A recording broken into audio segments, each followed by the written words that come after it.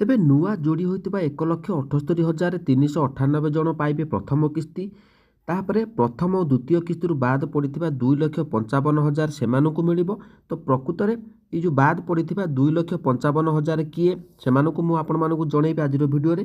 ସେମାନେ ବି ଏକା ସାଙ୍ଗରେ ପାଇବେ 2ଟି କିସ୍ତି। ଅଭିଯୋଗ ଶୁଣାଣିରେ 24,018 ଜଣ ହିତାଧିକାରୀଙ୍କୁ ସୁଭଦ୍ରାରେ ସାମିଲ କରାଯାଇଛି। ଯେଉଁ ଅଭିଯୋଗ ଆପଣମାନେ କରିଥିଲେ ପ୍ରକୃତରେ ଏଇ ଯେଉଁ 24,018 ଜଣ ହିତାଧିକାରୀ କିଏ ସେମାନଙ୍କୁ ମିଳିବ ପଇସା। ଦ୍ୱିତୀୟ ରହିଲା ଆପଣମାନେ ଯେଉଁ 2,55,256 ଜଣଙ୍କୁ ସାମିଲ କରାଯାଇଛି। ପ୍ରଥମ ଓ ଦ୍ୱିତୀୟ କିସ୍ତିରୁ ବାଦ ପଡ଼ିଥିବା 2,55,265 ଜଣଙ୍କୁ ସାମିଲ କରାଯାଇଛି। ଏମାନେ କିଏ ପୁରା ଆଜିର ଅପଡେଟ୍ ଆପଣମାନେ ଜାଣିବାକୁ ପାଇବେ। ତା ସହିତ NFS ନନ୍ NFS ଏମାନଙ୍କ ଲିଷ୍ଟ ଯେଉଁମାନଙ୍କର ଅଛି ସେମାନଙ୍କୁ ମିଳିବ କି ନାହିଁ, ଅଣ୍ଡର ପ୍ରୋସେସ୍ ଥିଲେ ଆପଣମାନଙ୍କୁ ମିଳିବ କି ନାହିଁ, ଆଜିର ଭିଡ଼ିଓରେ ଆପଣମାନେ ପୁରା A to Z ଆପଣମାନେ ଜାଣିବାକୁ ପାଇବେ ପଣ୍ଡାକେ ଭିଡ଼ିଓରୁ। ତେବେ ଚାଲନ୍ତୁ ମୁଁ ଆପଣମାନଙ୍କୁ ଅପଡେଟ୍ ବତାଇ ଦେଉଛି।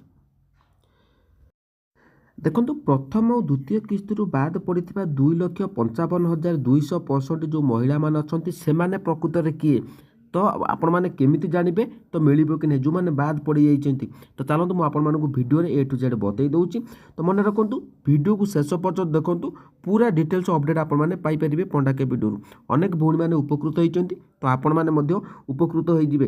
ତ ନିଶ୍ଚିତ ଭାବରେ କହିବାକୁ ଗଲେ ଏଇ ଯେଉଁ ପ୍ରଥମ ଓ ଦ୍ୱିତୀୟ କିସ୍ତିରୁ ବାଦ ପଡ଼ିଥିବା 2,55,265 ଜଣ ମହିଳା କେଉଁମାନେ ମୁଁ ଆପଣମାନଙ୍କୁ ବତାଇବି, ଯେଉଁଟାକି ଆପଣମାନଙ୍କ ମନ ଖୁସି ହୋଇଯିବ। ତେବେ ଚାଲନ୍ତୁ ମୁଁ ଆପଣମାନଙ୍କୁ ସ୍କ୍ରିନ୍ ଉପରକୁ ନେଇଯାଉଛି, ସେଠି ଆପଣଙ୍କୁ ଡିଟେଲ୍ସ ଅପଡେଟ୍ ବତାଇ ଦେଉଛି।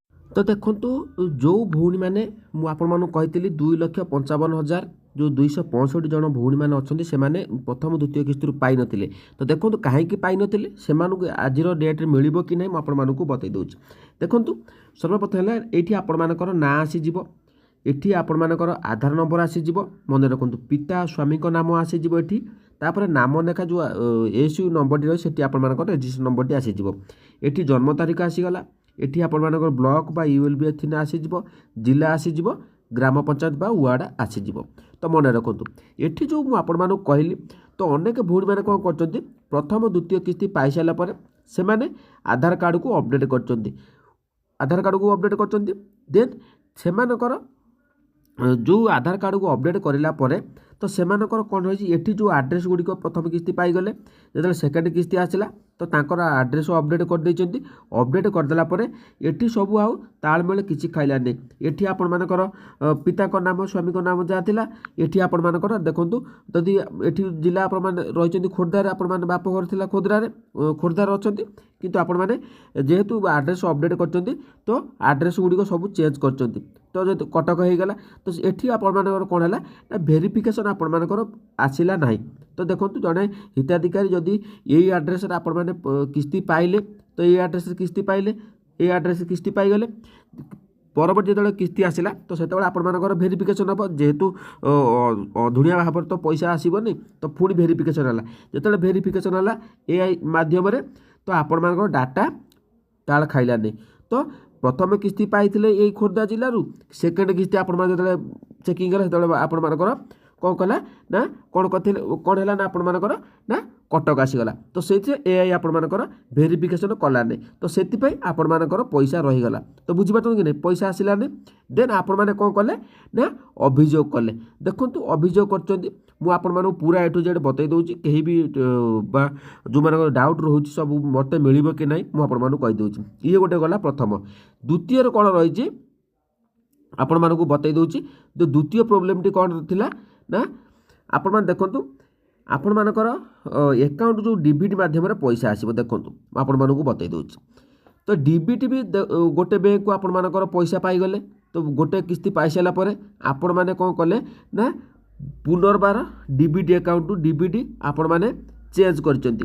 ତ ଦେଖନ୍ତୁ ଆମେ ଯେହେତୁ ମୁଁ ଆପଣମାନଙ୍କୁ ପ୍ରଥମ ଭିଡ଼ିଓରେ କହିଛି ଆପଣମାନେ ଯେତେବେଳେ ଗୋଟେ ଯୋଜନାରେ ବେନିଫିଟ୍ ପାଉଛନ୍ତି ତ ଆପଣମାନେ କୌଣସି ଅପଡ଼େଟ୍ କରନ୍ତୁ ନାହିଁ। କିସ୍ତି ପାଇସାରିଲା ପରେ ମୁଁ ଆପଣମାନଙ୍କୁ ପ୍ରଥମରୁ କହିଥିଲି, ଯେହେତୁ ଆପଣ ଜାଣିଛନ୍ତି ମୋତେ ଜାଣିଛନ୍ତି ମୁଁ ଆପଣମାନଙ୍କୁ ଜାଣିଛନ୍ତି ହଁ ମୁଁ ଚିହ୍ନିଛି ଆପଣମାନଙ୍କୁ ଏଇ ଲୋକଙ୍କୁ ହିଁ ମୁଁ ଆପଣମାନଙ୍କୁ ପଇସା ଦେବି କିନ୍ତୁ ଏଆଇ ଯେତେବେଳେ ଭେରିଫିକେସନ୍ କରୁଛି ତ ସେ କ'ଣ କରିବ ନା ଆପଣମାନଙ୍କର ଯେଉଁ ପ୍ରଥମ ଯେଉଁ ପଇସା ପାଇଥିଲେ 5,000 ତ ସେଇ ଆକାଉଣ୍ଟ ଗୁଡ଼ିକ ଡିବିଟି ମାଧ୍ୟମରେ ମ୍ୟାପିଂ ହେବ ଏନପିସିଆଇ ମ୍ୟାପିଂ ଦେଖିବ ଏଠି ଆପଣମାନେ ଡିବିଟି ଗୋଟେ ବ୍ୟାଙ୍କରେ ଆକାଉଣ୍ଟ କଲେ ପୁନର୍ବାର ପୁଣି ଆପଣମାନେ ଡିବିଟି ଚେଞ୍ଜ କରିଦେଲେ ତ ଏଇ ବି ଗୋଟେ ହୁଏତ ହେଇପାରେ ଆପଣମାନଙ୍କର ଡିବିଟି ପ୍ରୋବ୍ଲେମ୍ ପାଇଁ ଆପଣମାନଙ୍କର ପଇସା ଆସିନଥିଲା କିନ୍ତୁ ଅନେକ ଭଉଣୀମାନେ କ'ଣ କରୁଛନ୍ତି ନା ପଇସା ଥରେ ପାଇଗଲେ ସେ ଆକାଉଣ୍ଟ ଗୁଡ଼ିକ ଆଉ ଟ୍ରାଞ୍ଜାକ୍ସନ୍ କଲେନି ପଇସା ନେଇ ଆସିଲେ ଯାହାଦ୍ୱାରା କି ଆପଣମାନଙ୍କର ଡିବିଟି ମଧ୍ୟ ଇନ୍ଆକ୍ଟିଭ୍ ରହିଲା ତ ଏଇ ଡିବିଟି କେମିତି ଚେକ୍ କରି ମଧ୍ୟ ଭିଡ଼ିଓ ବନେଇ ଦେଇଥିଲେ ପଣ୍ଡା କେବଳ ଆପଣମାନେ ଦେଖିପାରିବେ ଇଏ ଗୋଟେ ରହିଲା ଆଉ ଗୋଟେ ରହିଲା କ'ଣ ନା ଦ୍ୱିତୀୟ କିସ୍ତି ପରେ ଅନେକ ହିତାଧିକାରୀ ଇଏ ହେଲା ଦୁଇଟା ଉଦାହରଣ ଦେଇଦେଲି ଅନେକ ହିତାଧିକାରୀ ରହିଲେ କ'ଣ ସେମାନେ ନା ତାଙ୍କର ବା ମିସମ୍ୟାଚ୍ ହେଇଗଲା କ'ଣ ନା ଆପଣମାନଙ୍କର ସ୍କଲାରସିପ୍ ଆପଣମାନେ ପାଇଥିଲେ ଆପଣମାନଙ୍କ ଜମି ରହିଲା ତ ସେଥିରେ ମଧ୍ୟ ଆପଣମାନଙ୍କର ରିଜେକ୍ଟ ହେଇଗଲା ପଇସା ଆସିଲାନି ସେମାନେ କ'ଣ କଲେ ନା ଅଭିଯୋଗ କଲେ ଅଭିଯୋଗ କଲା ପରେ ମୁଁ ଆପଣମାନଙ୍କୁ କ'ଣ କହିଥିଲି ଦେଖନ୍ତୁ ଅଭିଯୋଗ କଲା ପରେ ଆପଣମାନଙ୍କର କ'ଣ ରହିଲା ନା ଇଏ ଯେଉଁ ଆସିଗଲେ କ'ଣ ଅଭିଯୋଗ ଶୁଣାଣିରେ ଯେଉଁ ରହିଲେ କେତେ ନା ଦେଖନ୍ତୁ ମୁଁ ଏଇଠି ଆପଣମାନେ 24,018 ଜଣ ହିତାଧିକାରୀଙ୍କୁ ସୁଭଦ୍ରାରେ ସାମିଲ କରାଯାଇଛି ଅଲରେଡ଼ି ସେମାନେ ସାମିଲ ହେଇଗଲେଣି ଯେଉଁ ଅଭିଯୋଗ କଲା ପରେ ଦେଖନ୍ତୁ କିଛି ହିତାଧିକାରୀ ଅଛନ୍ତି ନା 24,018 ବା 24,018 ଜଣ ହିତାଧିକାରୀ ସେମାନେ କିଏ ମୁଁ ଆପଣମାନଙ୍କୁ ବତାଇ ଦେଉଛି ତ ଏଇଟା ଆପଣମାନେ ଜାଣିପାରିଲେ ଯେଉଁ ମୁଁ ଆପଣମାନଙ୍କୁ କହିଥିଲି ପ୍ରଥମ ଦ୍ୱିତୀୟ କିସ୍ତିରୁ ବାଦ ପଡ଼ିଥିବା 2,55,265 ଜଣଙ୍କୁ ସାମିଲ କରାଯାଇଛି ତ ଏବେ ସାମିଲ କରାଯାଇଛି 2,55,265 ଜଣଙ୍କୁ ସେମାନେ ଭିତରେ ତାଙ୍କର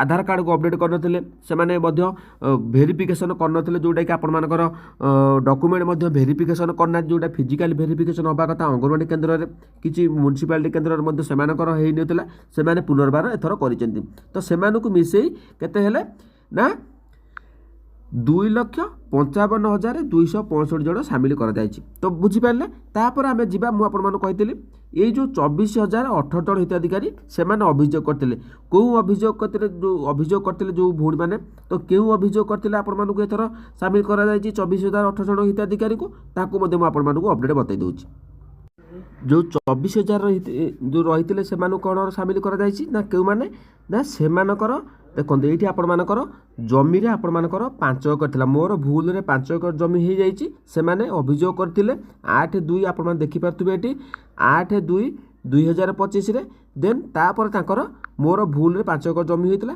କିନ୍ତୁ ଯେତେବେଳେ ରେକମେଣ୍ଡେଡ଼ ଡେଟ୍ ରହିଛି 12/12/2025ରେ ତ ଗ୍ରିଭେନ୍ସ ଦେଖନ୍ତୁ ଡିସ୍ପୋଜାଲ ଡିଟେଲ୍ସ ରହିଛି ଏଠି ଆପଣମାନେ ଦେଖିପାରୁଥିବେ କେତେରେ ରହିଛି ନା 12/12/2025ରେ ତ ଏଠି ଆପଣମାନଙ୍କର କ'ଣ ରହିଛି ନା ରିମାଣ୍ଡ no land more than 5 acre एमानकु जो 24,000 भितर एमानकु सामिल करा जायछि बाकी जो रहिला जो किछि हिताधिकारी अछंती तो देखो बहुत जमी पाई भूल हो जाता अनेक किछि हिताधिकारी अछंती जो मानकर आरटीआई फाइल करथिले आपण मान जदि अभियोग करछंती सेमानकु मिलिबो नै मु आपण मानकु क्लियर कर दउछि देन तापर आपण मानकु कोन रहिला ना जो माने स्कॉलरशिप पाउथिले सेमानकु किछिटा हिता भौणी मानक अपडेट हो जाकर मिल किंतु 99% रही से कौन जो मानकर जमी पकईले जमी भूल जमी आपर रिजेक्टेड होता से सामिल कर बुझीपारे देन आपण मैंने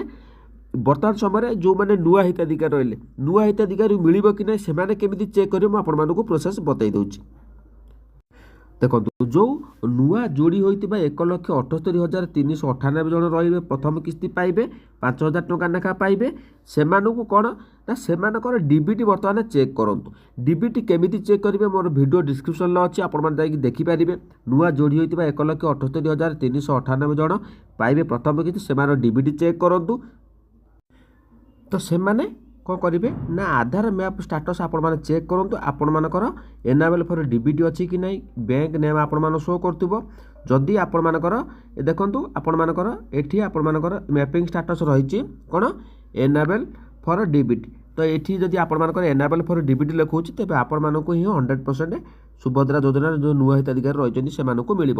କେମିତି ଚେକ୍ କରିବେ ମୁଁ ଆପଣମାନଙ୍କୁ ପୁରା ଭିଡ଼ିଓରେ ମଧ୍ୟ ପୁରୁଣା ଭିଡ଼ିଓ ମୋର ଅଛି, ତ ଆପଣମାନେ ଯାଇକି ପଣ୍ଡାକେ ଭିଡ଼ିଓ ଦେଖିଦିଅନ୍ତୁ, ନହେଲେ ଡିସ୍କ୍ରିପ୍ସନ୍ରେ ମୁଁ ଦେଇଦେଇଛି ଲିଙ୍କ୍, ତ ସେଠୁ ଯାଇକି ଆପଣମାନେ ଦେଖିପାରିବେ। ତ ଏଇସବୁ ଜିନିଷ ଗୁଡ଼ିକୁ ଆପଣମାନେ ଦେଖି ନିଅନ୍ତୁ, ନିଶ୍ଚିତ ଭାବରେ ଆପଣମାନଙ୍କୁ ଏଥର ସୁଭଦ୍ରା ଯୋଜନାରେ ମିଳିବାକୁ ଯାଉଛି। ମନେ ରଖନ୍ତୁ ଯେଉଁମାନଙ୍କର କ'ଣ ରହିଛି ନା ଯେଉଁ ହିତାଧିକାରୀ ଅଛନ୍ତି ନନ୍ NFS ରହିଛନ୍ତି, ନନ୍ ବାଇ NA ରହିଛି, ନନ୍ NFS ରହିଛି, ତ ସେମାନଙ୍କୁ ଆପଣମାନଙ୍କୁ ଏଥର ପଇସା ମିଳିବ। ନନ୍ NFSରେ ମଧ୍ୟ ଆପଣମାନଙ୍କୁ ପୂର୍ବରୁ ମଧ୍ୟ ହିତାଧିକାରୀ ପଇସା ପାଇଛନ୍ତି, ତ ଆପଣମାନଙ୍କୁ ମଧ୍ୟ ମିଳିବ। ତ ଏହା ଥିଲା ଅପଡ଼େଟ୍, ମୁଁ ଆପଣମାନଙ୍କୁ ପୁରା ଅପଡ଼େଟ୍ ବତେଇଦେଲି। ତ ଆପଣମାନେ ଯଦି ଚାହିଁବେ କମେଣ୍ଟ ସେକ୍ସନ୍ରେ କମେଣ୍ଟ କରିପାରିବେ, ମୁଁ ଆପଣମାନଙ୍କୁ ରିପ୍ଲାଏ ଦେଇଦେବି ଆପଣମାନଙ୍କୁ ମିଳିବ କି ନାହିଁ। ସଠିକ୍ କମେଣ୍ଟ ଦିଅନ୍ତୁ, ସଠିକ୍ ଅପଡ଼େଟ୍ ବା ରିପ୍ଲାଏ ମୁଁ ଆପଣମାନଙ୍କୁ ଦେଇଦେବି। ଯଦି ଭିଡ଼ିଓ ଭଲ ଲାଗିଲା ଚ୍ୟାନେଲକୁ ସବସ୍କ୍ରାଇବ୍ କରନ୍ତୁ। ଜୟ ଜଗନ୍ନାଥ।